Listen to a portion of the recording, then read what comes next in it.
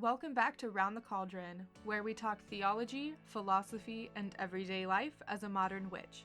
If you like the show, please leave a review wherever you listen to help other witches find me. Don't forget, you can help support the show at patreon.com/roundthecauldron for as little as $1 a month and get patron-exclusive content. If you're ready to hop into the show, grab some coffee, pull up a seat, and join me round the cauldron. Today, I want to talk about different methods of defensive magic and what defensive magic actually is. Before I do that, make sure that you've entered my giveaway. I announced last week that I am hosting a giveaway. It's going to be going until the end of May, and it's open worldwide. Anyone can enter. I'm giving away either a custom-made altar cloth or a personalized guided meditation. The winner will get to choose. The winner will also be chosen at random through Rafflecopter, and I will do that live. So yeah, click the link in the description or in the show notes and enter the giveaway. Or if you don't want to look there, go to roundthecauldron.com/giveaway and you can find it there. I also want to let you know that this is the start of batch recording videos and podcast episodes because life is about to get really, really hectic, especially with the move all the way across the country that we're planning next month. And I've just got so many other things going on that I am starting the process of batch recording. So these episodes and these videos might be shorter than normal, but I will return to my regularly scheduled whatever when we get in Florida, or when we get to Florida and we get everything set up and ready to go. So, anyways, on to defensive magic. So when you think about defensive magic, I'm not sure what comes to your mind, but for me, defensive magic is essentially a magical form of self-defense. You know, like karate or just those self-defense classes, or even pepper spray that many people carry around, myself included. Defensive magic is simply the magical form of self-defense. Defensive magic is also a really good way to practice your energy work, since it's something that can affect you personally, and it's normally something that you can feel throughout the day as you're doing it. It's a good way to practice your energy work to know whether or not what you're doing is working. Now, I don't want to go into this topic with the mindset of you have to practice defensive magic because you're going to be attacked and you're going to be cursed or anything like that. That is 90% of the time, that's not the case. 90% of the time, you think you're cursed, but you're really not, and you're doing it to yourself. But that's a topic for another day. So, going into talking about defensive magic, I don't want you to think that it's something that you need to do because an attack is inevitable. That's just not the case. I want you to think about defensive magic as a preemptive way to protect yourself, your home, your objects, your family from any unwanted energy. Okay, that being the key thing, unwanted energy. That could mean unwanted blessings, unwanted baneful magic. It could also just be that you're around someone who you would consider to be like a psychic vampire, right? They just suck the energy out of everything. Defensive magic is a good way to protect yourself and those around you from those types of situations. It can also be a good way to protect yourself and those around you from people who, you might be around and they just exude all this excess energy. Maybe they're really stressed out. That sort of energy has a way of just rolling off of people and permeating the space that they are in. So defensive magic is a good way to protect against those sorts of situations as well. You can also use defensive magic as a way to protect against physical damage or physical harm.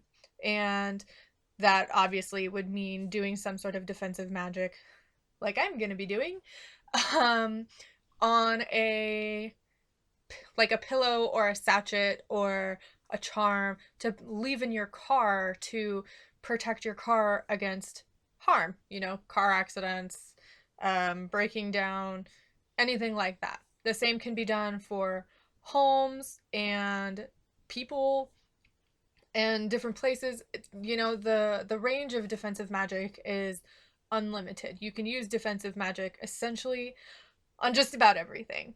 So, in the same way that there are many different types of offensive magic, which we'll end up talking about in another episode, there are many different methods of defensive magic, and I want to talk about a few. I want to talk about just a couple of them. Since defensive magic is normally all about protection, um, there are a few different techniques that I want to talk about when it comes to performing defensive magic. These are going to be warding, shielding, things like a return to sender spell, and ways that you can enchant or charm objects. The first one is warding. Warding involves placing sort of like an energetic barrier around something that you're trying to protect. Typically, this is your home or your place of business, but it can be applied to any physical location. You can even place wards if you're like in the park, place wards in certain areas and it gives you an energetic barrier. Wards can also include different parameters, different things that you want to allow inside the ward and different things that you want absolutely nothing to do with. Wards are typically very easy to learn how to cast, but they do often require regular upkeep. Could be daily, weekly, or even monthly, depending on what you feel is necessary for that energetic barrier. The easiest comparison, I guess, for warding to really help you understand the purpose of it and how it works is if you think of like a window screen. In most places that I've lived, anytime there is a window that can be opened, it also has a screen. And the screen is there so you can leave the window open and keep out pests, bugs, animals, depending on where you live. Here we wouldn't want the rock trucks coming in the house or the stray cats or anything like that. So the screen is there as a method of protection. It's a barrier between the outside world and your home. Now, as long as the screen doesn't have any damage to it, it's not going to need any regular upkeep. But think about if, there was an animal that was trying to get inside your home through the screen, through your window, right? And they're scratching at it and they are just tearing it up and it's got holes in it and everything. Then you would need to repair or replace it. Well, warding is the same concept. So if you put your wards up around your home and you don't leave very often, nobody comes over very often, your wards aren't going to need a lot of upkeep. But if you're constantly in and out from your home to public and back, or if you have a lot of visitors, then your wards are going to need more upkeep because you will bring energy and just gunk with you when you go from public back to your home. And the same thing is said for other people and even animals. You want to make sure that you are able to keep up with your wards, and this is especially true if you have lots of people in and out, or if there is often a lot of tension in the home that can put strain on the wards too. If someone is coming in and out and they're stressed out or they're angry or anything like that, that can affect how the ward functions. Now, the purpose of a ward is to keep out the unnecessary energy, anything that is either directed towards your home on purpose or on accident or something that someone brings with them. So, this would be effective against visitors that are stressed out, as I said, or are angry, or who deal with the public a lot and don't have their own defensive shielding technique, which we'll talk about next. Um, those wards are helpful. A lot of the times, most witches, as far as I'm aware, use wards as a protection against unwanted energetic attacks. Those are going to be things like curses and hexes or um, bindings and things like that that we just want to protect ourselves from. but wards can be used as a general protective barrier around a physical location. My favorite method of warding, and I mean, this is warding for me. Some of these might be different depending on how long you've practiced or what your specific words for these are. I guess I should have mentioned this at the beginning. Um, but oh well. So my favorite method of warding is something that I call a waterfall ward. And I do this with a wash, so like a floor wash but for the doors and the windows. And I take it and I will use my rag, let it drip, but not, obviously not get water everywhere. But I will let it be to where it's dripping, and then I start from the top of my door or window, and I let the water cascade down to the floor. And I continue wiping. I do this process on all the doors, all the windows, anything that can be considered an entrance into the home. So this would also include like animal doors if they're not in an actual door. Anything that is like a vent that goes from outside to inside or inside to outside, I would do those too.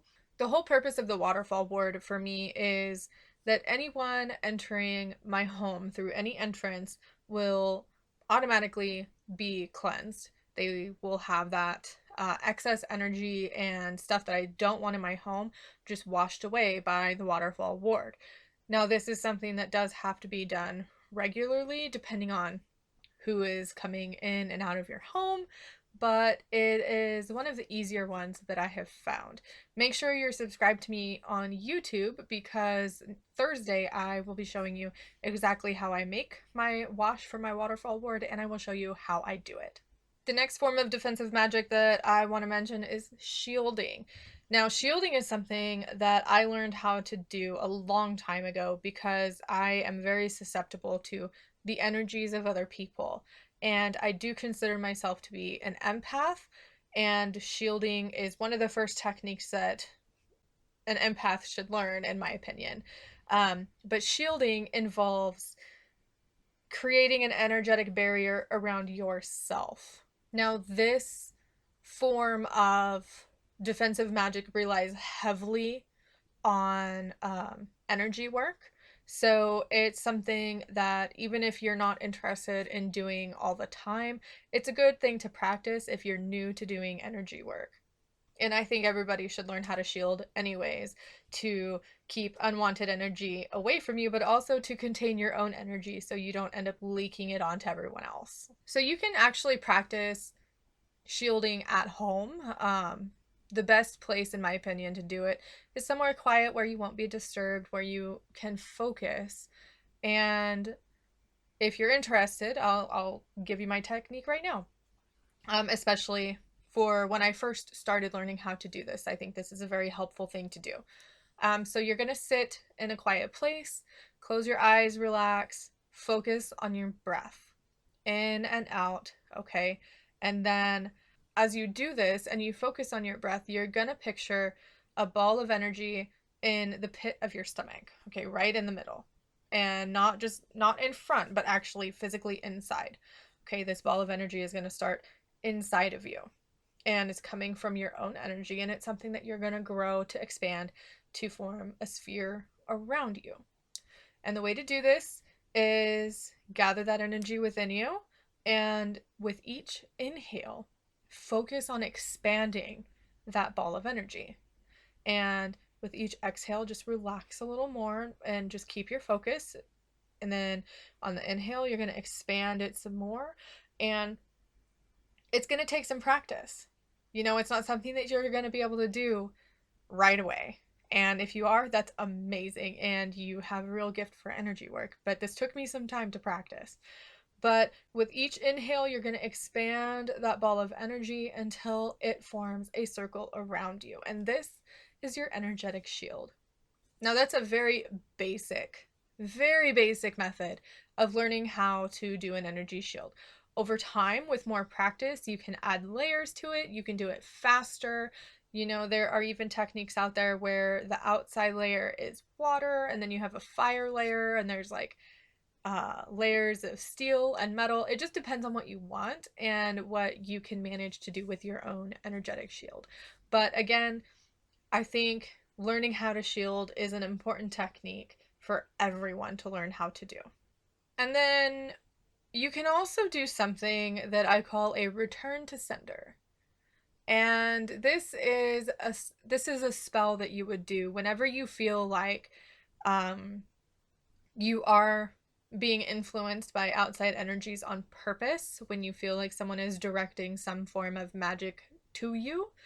You can also enchant objects, jewelry, clothing, anything of the sort that you wear on a regular basis for this specific purpose. And the whole point of it is that what you enchant will capture that energy and then send it back to the person that sent it your way. And I think of this like the saying that we used to have when we were kids when someone says something mean and nasty to you. It was, what was it? I'm rubber, you're glue. Whatever you say bounces off me and sticks back on you. Or I think that's how it went. I don't remember. It's something like that. But that's essentially the whole purpose of a return to sender spell. If you're interested in learning more about a return to sender spell, let me know. If you're watching on YouTube, leave it in the comments below.